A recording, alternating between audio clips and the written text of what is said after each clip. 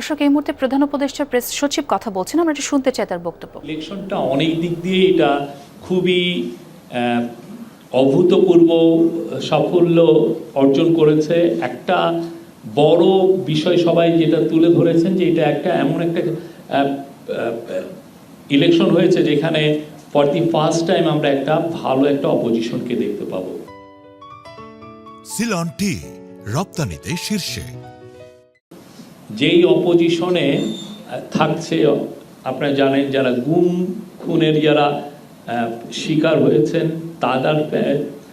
তারা থাকছেন, যারা জুলাই রেভলিউশনের সাথে সম্মুখ সারিতে ছিলেন তারা থাকছেন, এবং পুরো বাংলাদেশের সোসাইটিকে একটা ব্রড বেস একটা রিপ্রেজেন্টেশন হয়েছে। আর এই প্রথমবারের মতো আজকের ক্যাবিনেট মিটিংয়ে বলা হয় যে আপনারা জানেন যে আনফর্চুনেটলি আমাদের আগের ইলেকশনগুলোতে মাইনরিটিদের উপর মানে পোস্ট ইলেকশন আমরা ভায়োলেন্সে তারা শিকার হতে দেখেছি।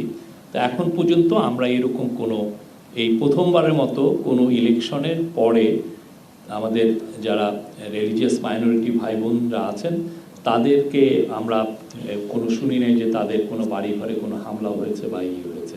এবং তারা অনেকেই আপনারা দেখেছেন ভোট কেন্দ্রে তারা আনন্দ চিত্তে ফেস্টিভ মোডে তারা ভোট প্রদান করেছেন।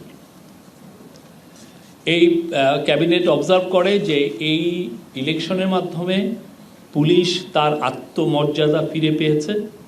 আপনারা জানেন পুলিশ জুলাই অগাস্টের 2024-এর তাদের রোলের কথা আমি আবার নতুন করে বলতে চাচ্ছি না, বাট পুলিশের অনেকে বলে যে পুলিশের কনফিডেন্স লো, পুলিশকে দিয়ে কি আদৌ আমরা একটা ভালো ইলেকশন দেখতে পাবো কি না, এই ধরনের আলাপটা ছিল।